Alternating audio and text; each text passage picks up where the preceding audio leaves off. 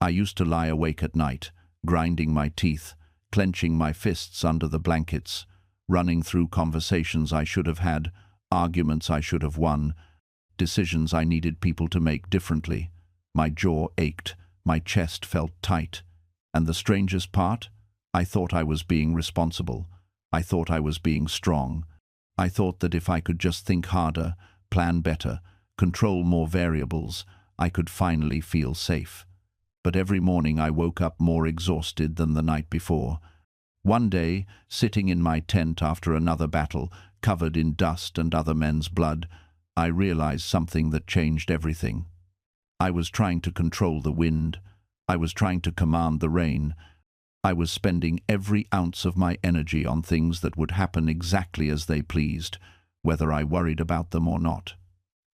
The enemy's strategy, my soldiers' courage, the weather, the opinions of senators thousands of miles away. I was draining my life force into a void, and the void just kept taking. That's when I understood the most counterintuitive truth I've ever encountered. The moment you stop trying to control everything is the moment you actually become powerful. Not weak, not passive. Powerful. Because you finally redirect all that wasted energy toward the only thing you ever truly controlled in the first place. Yourself, your response, your character, your peace. I know this sounds backward. Everything in you right now might be screaming that letting go means giving up, that releasing control means becoming helpless. But I'm going to show you something different today. I'm going to show you that the tightest grip is actually the weakest position, and that true strength lives in the open palm. I'm going to walk you through exactly how this shift transformed me from an anxious, exhausted emperor into someone who could face plague, war, betrayal, and the weight of an empire without losing my center. And more importantly, I'm going to show you how you can do this too, starting today, in your real life, with your real struggles. Because here's what I know. You're exhausted too. You're carrying weight that isn't yours to carry. You're trying to control people who will never think like you, outcomes that depend on 1,000 variables you can't touch, and a future that exists only in your imagination. And it's killing you slowly. The anxiety, the frustration, the feeling that you're always bracing for impact. I see you. I was you. And I found a way out. So, stay with me. What I'm about to share isn't theory. It isn't philosophy for philosophers. This is practical wisdom forged in the real world, tested under the worst conditions imaginable, refined until it actually works. This is how you stop exhausting yourself and start living with real power. Let me show you what I mean. Look, here's what nobody tells you about the exhaustion you're feeling. It's not because you're weak. It's not because you're doing too much. It's because you're fighting battles that don't exist yet. You're solving problems that haven't happened. You're defending against attacks that may never come. I spent years doing this, lying awake at night, running through every possible disaster scenario. What if this deal falls through? What if they reject my proposal? What if I fail publicly? What if I lose everything I've worked for? My mind was a constant war room, strategizing against phantom enemies. And here's the cruel joke. All that preparation, all that mental rehearsal of catastrophe, it didn't prevent a single actual problem. Not one. The things I worried about most never happened. And the real challenges that did show up, they came from directions I never anticipated. You know what finally broke through to me? I was reading Marcus Aurelius late one night, exhausted from another day of anxious preparation, and I hit this line. You have power over your mind, not outside events. Realize this, and you will find strength. It sounds simple, almost stupid in its simplicity, but think about what he's actually saying. He's drawing a line in the sand. On one side, things you control. On the other, everything else. And here's the radical part: he's telling you to let go of that entire second category. Not to stop caring, not to become apathetic or passive, but to stop exhausting yourself trying to control the uncontrollable. This was written by a man who had actual problems, real enemies plotting his assassination, plagues killing thousands, betrayals from people he trusted, wars on multiple fronts. If anyone had an excuse to be paralyzed by anxiety about the future, it was him. But he understood something most of us miss. Anxiety about the future is just another way of not being present for your actual life. Marcus wrote in his Meditations, "Confine yourself to the present, not as motivational fluff, but as a survival strategy. When everything in your external world is chaos, the present moment is the only refuge that actually exists." Think about it. Every time you've been consumed by anxiety, where was your mind? In some imagined future catastrophe. Your body was sitting safely at your desk, but your mind was already at the bankruptcy hearing, the divorce lawyer's office, the terminal diagnosis conversation that hasn't happened and probably never will. We rehearse disasters that never arrive. Marcus knew this pattern intimately. He could have spent every night lying awake, catastrophizing about the Germanic tribes breaching the borders, plague spreading through Rome, his generals betraying him. Instead, he trained himself to ask a devastatingly simple question. Is this within my control right now, in this actual moment? Not theoretically, not eventually, right now. If the answer was no, he let it go. Not because he didn't care, but because worrying about it was worse than useless. It was actively harmful. It drained the energy he needed for the things he could actually influence. And here's what makes this so powerful. When you're fully present, anxiety loses its grip. Anxiety requires you to be mentally time-traveling. The moment you anchor yourself completely in now, what is there to be anxious about? You're breathing. You're here. In this exact moment, you're handling it. This isn't denial. It's radical clarity. Marcus faced real threats, not imagined ones. But he understood that meeting those threats required his full mental capacity, not the scattered, exhausted consciousness of someone fighting ghosts in 10 different timelines simultaneously. You have actual challenges in your life. I'm not minimizing them, but I'd bet most of your suffering isn't coming from those challenges themselves. It's coming from your mind's horror movie about what those challenges might become. Here's the thing about catastrophic thinking. It doesn't prepare you for disaster. It paralyzes you before disaster even shows up. You think you're being responsible. You think you're planning ahead. But there's a massive difference between preparation and panic. Preparation looks at a problem and asks, what can I control here? What's my next right move? Panic looks at a problem and spirals into 1,000 terrible outcomes, none of which you can do anything about right now. I learned this the hard way during a period when everything in my life felt uncertain. My career was shaky. A relationship was falling apart. My finances were tight. And every night I'd lie awake running disaster scenarios. What if I lose everything? What if I end up alone? What if I can't recover? And here's what's wild. While I was lying there torturing myself with these imaginary futures, I was also neglecting the one thing that could actually help me, the present moment. The real actions I could take, the real conversations I could have, the real decisions that were right in front of me.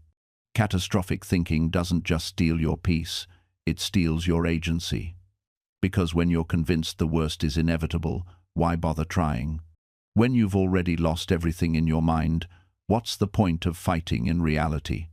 The Stoics had a practice for this. They called it premeditatio malorum, the premeditation of evils. But here's what most people get wrong about it. It wasn't about imagining every horrible thing that could happen and then drowning in anxiety. It was about rationally considering challenges so you could prepare for them and realize that even if they happened, you'd survive. Marcus Aurelius would imagine losing his power, his wealth, his status, not to torture himself, but to remind himself that his worth wasn't tied to those things. He'd think, if I lost it all tomorrow, I'd still have my character, I'd still have my principles, I'd still be me. That's the kind of wealth that survives market crashes, betrayals, and even death itself. Now here's where this gets practical for you and me, living in this modern chaos. We're surrounded by voices telling us we need more followers, more income, more status. The algorithm rewards outrage. Social media turns comparison into a sport. And we're all running on this hamster wheel, exhausted, wondering why nothing feels like enough. Marcus would see through this instantly. He'd recognize it as the same game the Romans played, just with different pieces on the board. The question he'd ask you right now is simple, but brutal. What are you trading your peace for? Think about it. Really think about it. Are you trading your mental clarity for a few extra dollars you don't need? Are you sacrificing your relationships for promotions that won't matter on your deathbed? Are you selling your integrity for approval from people whose opinions you don't even respect? Most of us are making these trades without realizing it. We're so caught up in the pursuit that we've forgotten to ask whether the finish line is even worth crossing. Marcus knew something we've forgotten. The game itself is optional. You don't have to play by rules that other people invented. You don't have to chase metrics that don't align with your values. You don't have to prove anything to anyone, including yourself. This is where Stoicism stops being philosophy and becomes rebellion. In a world that profits from your insecurity, choosing contentment is radical. In a culture that worships accumulation, choosing simplicity is defiant. In an economy built on manufactured desire, choosing sufficiency is revolutionary. Marcus was emperor of the most powerful civilization on earth, and he chose to live like he had nothing to prove. That's not weakness.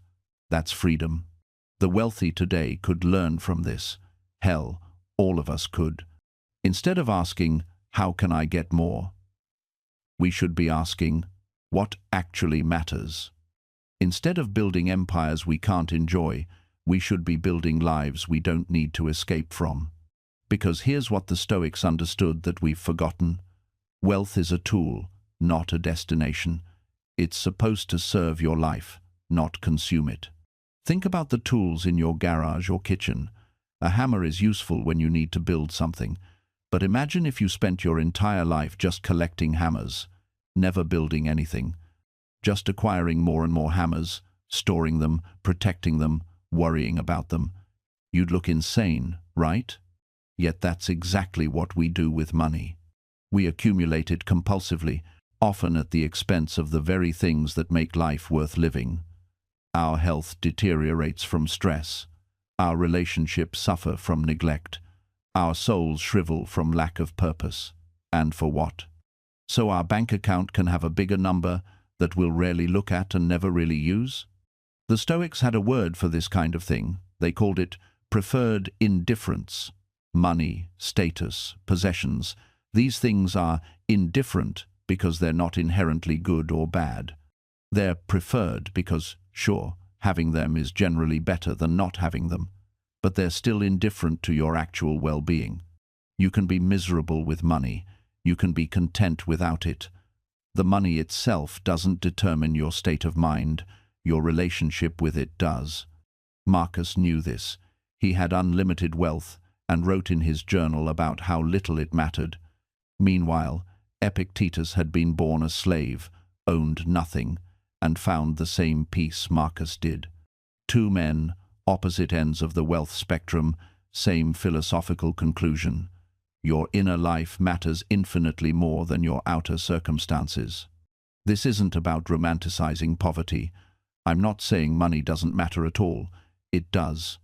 Having enough to meet your basic needs, to have security, to have options that genuinely improves quality of life. But there's a threshold. Research backs this up. Once you hit a certain income level enough to cover necessities and have some cushion, additional money has diminishing returns on happiness. That threshold varies by location and lifestyle, but the principle holds.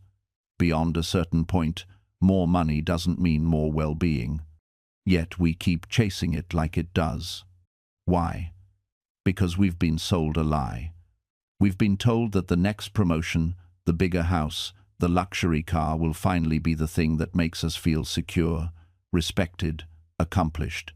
But here's what actually happens. You get the promotion, and for about 2 weeks, you feel amazing. Then it becomes your new normal. The luxury car stops being exciting after the 3rd drive.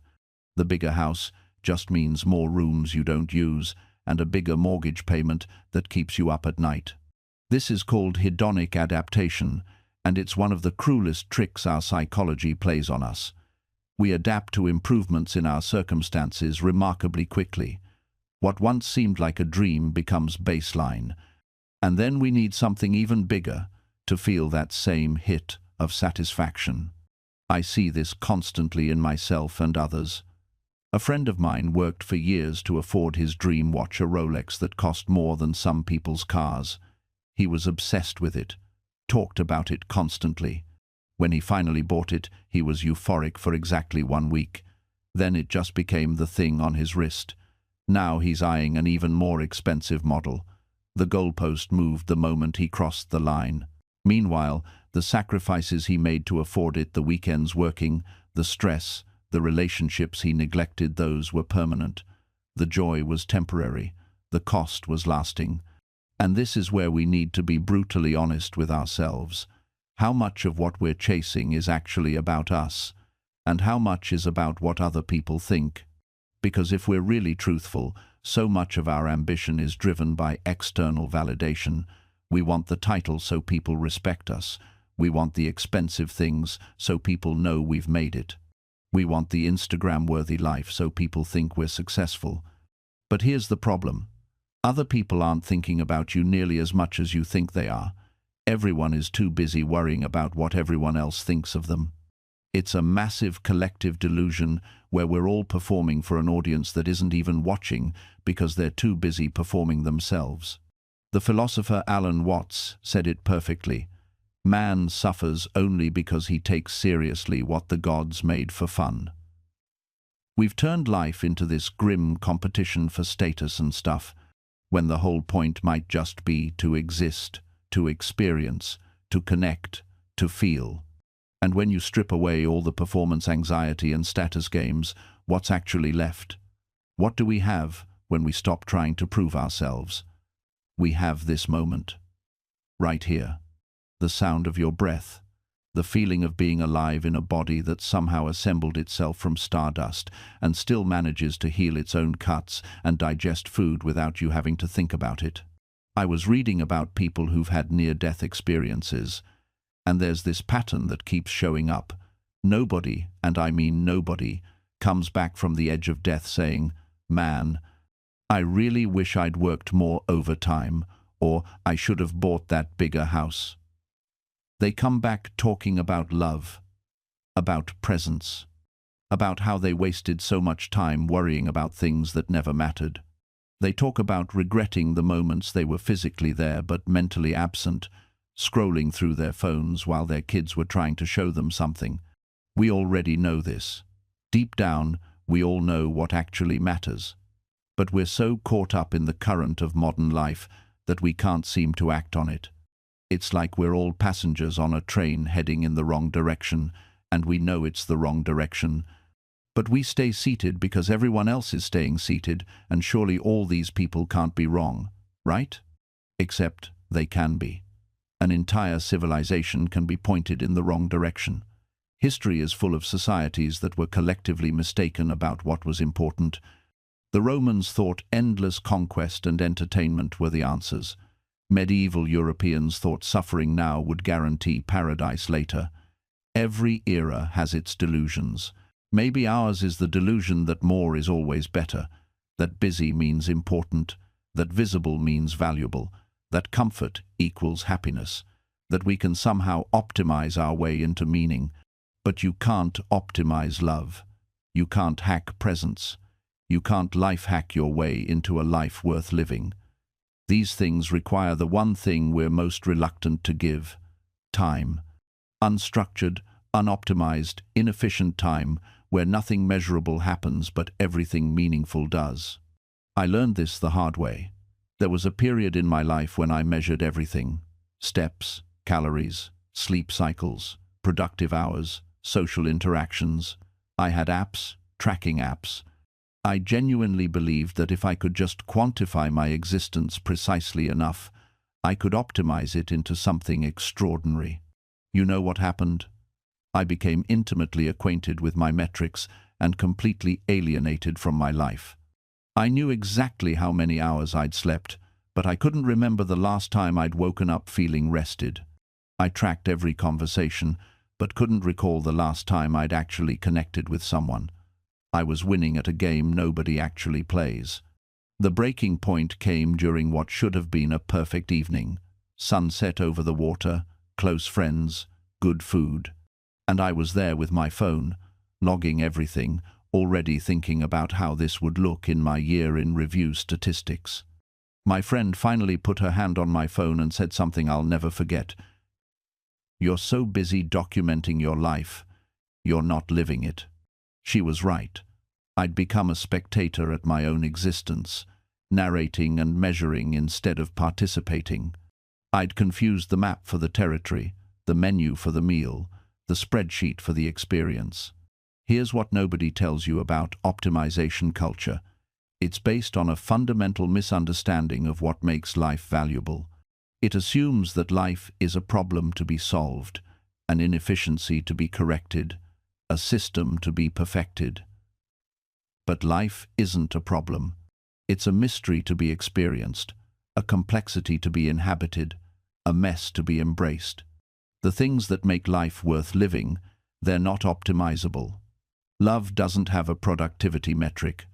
Wonder can't be life-hacked. Meaning doesn't come with a 5-step framework.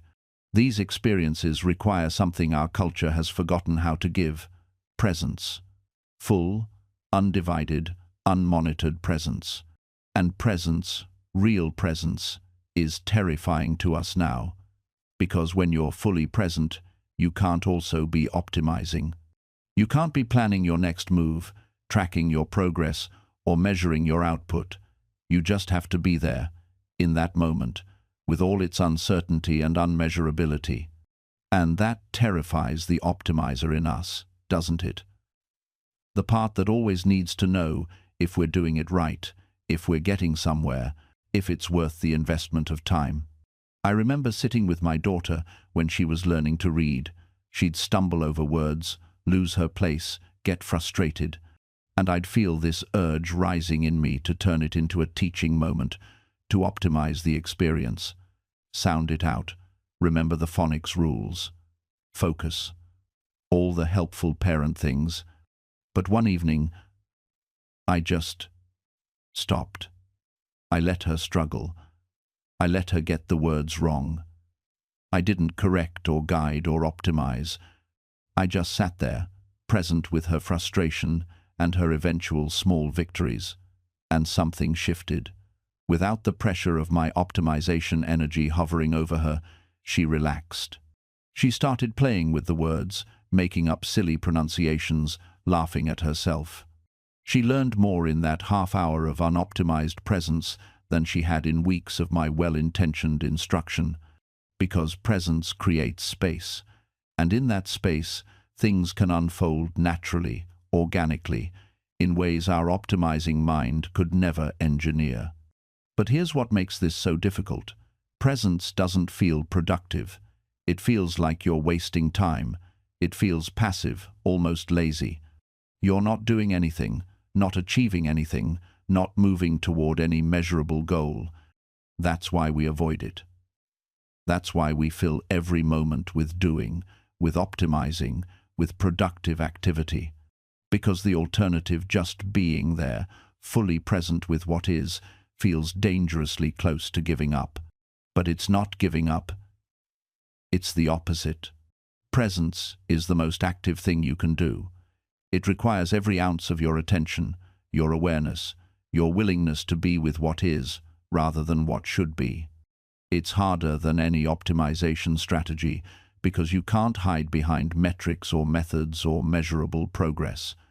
You just have to show up, completely, without the armor of productivity to protect you. And when you do, when you risk that kind of presence, you discover something remarkable. You discover that life isn't actually improved by optimizing it. It's experienced by being fully in it.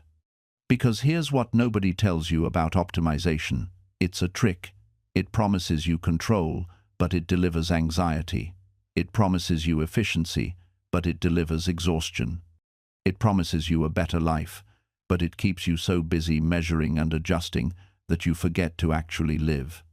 I spent years believing that if I could just find the right combination, the perfect morning routine, the ideal productivity system, the optimal sleep schedule, everything would fall into place. I'd finally feel. But optimization is a moving target. Every time you get close, the goalposts shift. You hit your goal, and immediately the question becomes, what's next? Can I do better? Am I falling behind? And beneath all of it, beneath the apps and the hacks and the endless self-improvement, there's this quiet desperation, this sense that you're running a race you can't win because there is no finish line. There's just more to optimize, more to improve, more ways you're not quite enough yet. The tragedy is that we've convinced ourselves this is what growth looks like, that constant dissatisfaction is somehow noble, that if we're not always pushing, always improving, always becoming a better version of ourselves, then we're stagnating. But what if that's backwards? What if real growth doesn't come from relentlessly optimizing yourself into some theoretical ideal? What if it comes from the messy, unquantifiable work of being present with what is? I remember the exact moment this clicked for me. I was sitting in my car after work, and I realized I'd been listening to a productivity podcast at 1.5x speed, naturally while sitting in traffic. I wasn't even driving yet. I was parked. But I couldn't just sit. I had to be consuming something, learning something, optimizing something. And I thought, when did I become afraid of my own thoughts? When did silence become something to fill rather than something to inhabit? That's what the optimization obsession does. It turns every moment into a productivity opportunity. It turns rest into recovery metrics. It turns relationships into networking. It turns presence into a performance you're constantly trying to improve. And perhaps most damaging of all, it teaches you that happiness is always conditional, always pending, always just one more optimization away. You'll be happy when you've fixed yourself. You'll be worthy when you've achieved enough. You'll be enough when the metrics finally say so. This is the cruelest lie. Self-improvement culture tells that who you are right now isn't good enough. That your inherent worth is somehow negotiable, dependent on your productivity, your discipline, your morning routine. I think about how exhausting that must be, to wake up every single day believing you're a work in progress that never quite progresses enough. To carry this constant, gnawing sense that there's a better version of you that you're somehow failing by not becoming. And here's what makes this particularly insidious. The system is designed so you can never win. Because the moment you achieve one goal, the algorithm immediately serves you the next level. You lose 20 pounds? Great, now here are 15 influencers with visible abs telling you that's just the beginning. You wake up at 5 a.m. consistently? Wonderful, but have you tried 4:30? You meditated for 10 minutes? That's nice, but serious practitioners do an hour. There's always another rung on the ladder, always someone doing more, being more, achieving more. And because your feed is curated to show you these people constantly, you're left with the impression that everyone is outperforming you, that you're somehow falling behind in a race you didn't even know you'd entered. The comparison becomes inescapable. And here's the thing about constant comparison. It doesn't inspire you, it depletes you. It turns your life into a perpetual audition where you're never quite sure what role you're trying out for, but you know you're probably not getting it. I see this exhaustion in the comments sections, in the private messages, in the quiet confessions people make when they think no one's judging them. The overwhelming sense of not being enough, of trying so hard and still feeling like they're failing at the basic task of being human. And maybe that's the real question we should be asking. When did simply being human become something we needed to optimize away? I think about the parents I know who track their toddlers' developmental milestones like stock portfolios, comparing their child's first words and first steps against some standardized timeline pulled from an app. There's this constant measuring, this perpetual assessment of whether their kid is on track or falling behind. Behind the average data of thousands of other children, reduced to a percentile that supposedly tells you something meaningful about your unique, complex, irreplaceable human child. And when I see this, I don't judge these parents. I understand them. They're terrified. They've been sold a story that childhood is a race with real consequences, that falling behind at age 2 somehow predicts failure at 22. They're doing what they think they must. But what are we teaching these children? What message seeps into their bones when every moment of their early life is measured against an external standard? We're teaching them that they are data points before they are people. The optimization mindset has colonized even the most intimate aspects of human experience. I've seen articles about optimizing your morning routine, your sex life, your grief process. Yes, your grief. As if there's an efficient way to mourn, a productivity hack for loss. As if the messy, non-linear, deeply personal experience of losing someone you love should somehow be streamlined into a 5-step framework that gets you back to baseline faster. This is what happens when we lose the ability to distinguish between tools and techniques that serve human flourishing and those that simply serve efficiency. Not everything should be optimized. Some things should be experienced. Some things should be slow. Some things should be messy and uncertain and gloriously inefficient. Your grandmother's recipe that takes all day to make and can't be rushed. The long, meandering conversation with a friend that goes nowhere in particular, but somehow leaves you both feeling more connected. The hours spent learning something new, not because it will advance your career, but because it sparks something in you. The time you waste staring out the window, letting your mind wander, thinking thoughts that lead to other thoughts, that lead nowhere profitable at all. These aren't bugs in the human experience. They're features. They're not inefficiencies to be eliminated. They're essential elements of what makes life worth living.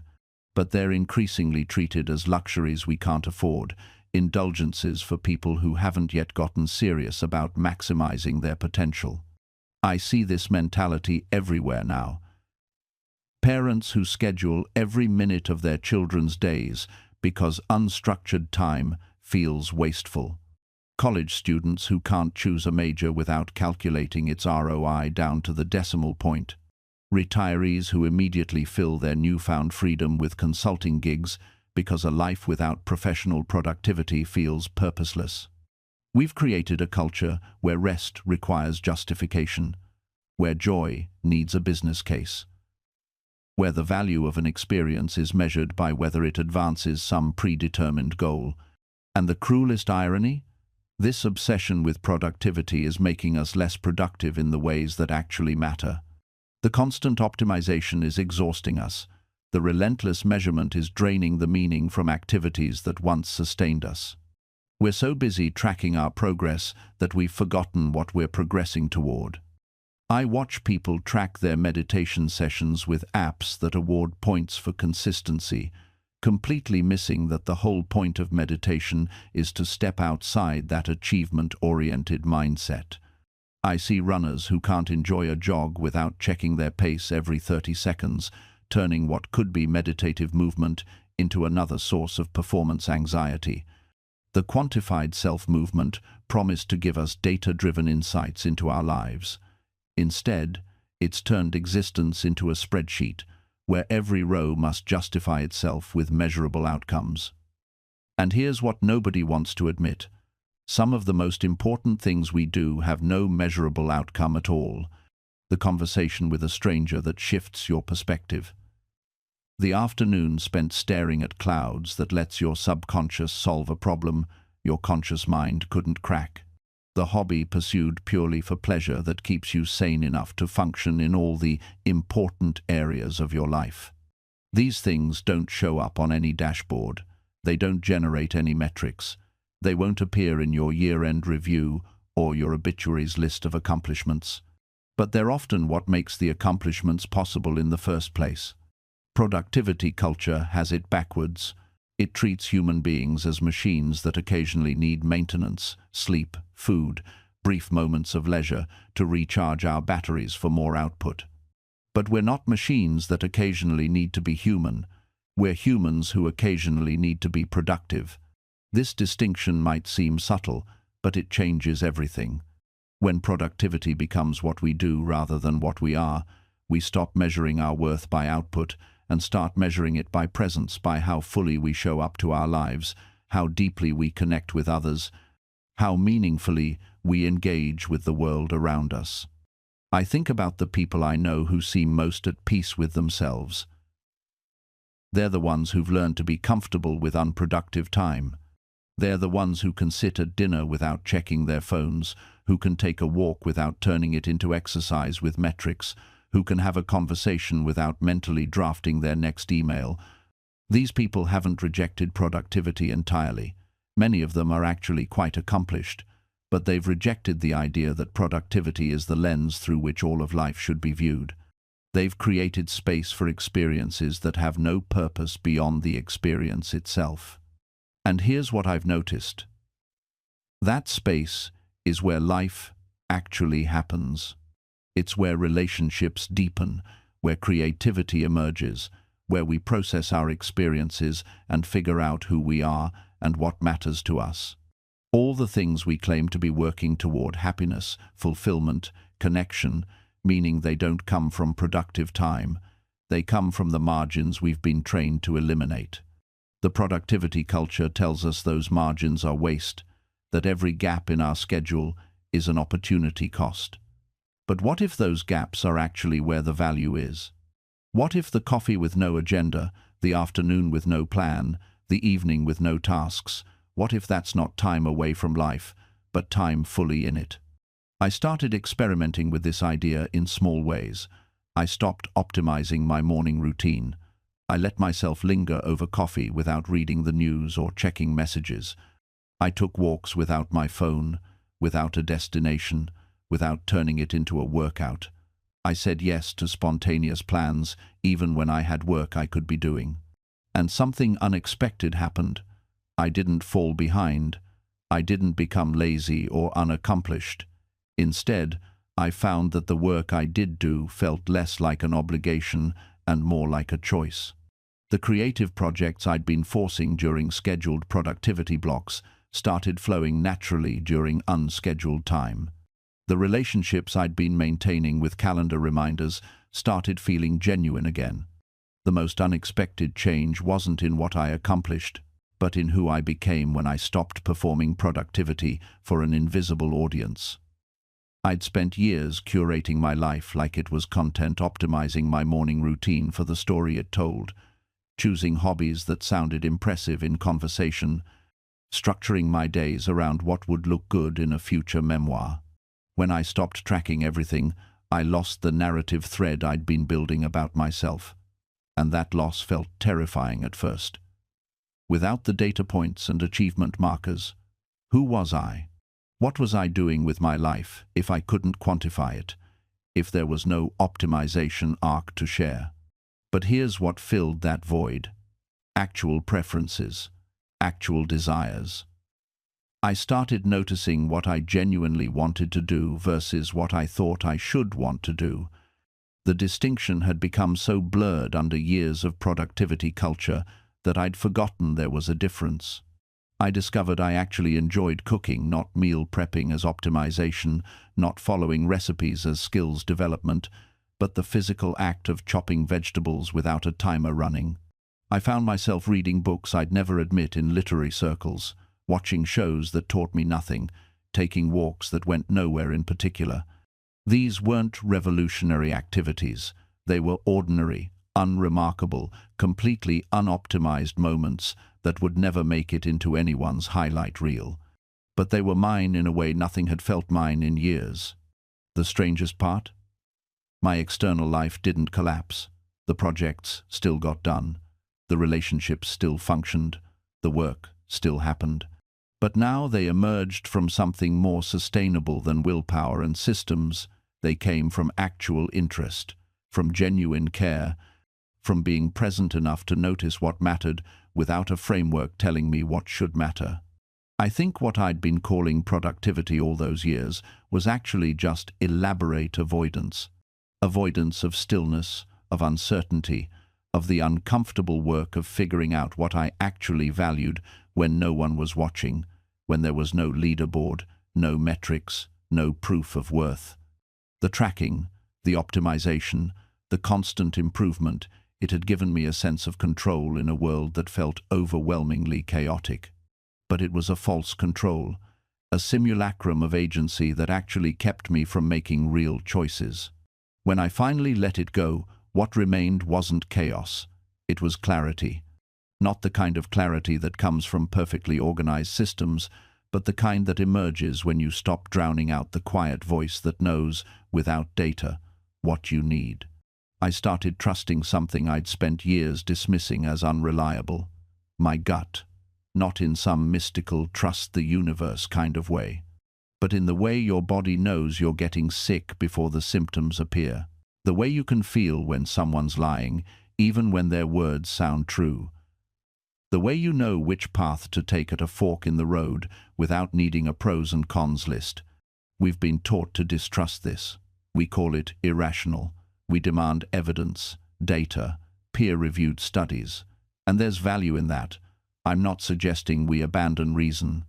But somewhere along the way, we started treating intuition like it was the enemy of intelligence, when really, it might be its oldest and most reliable companion.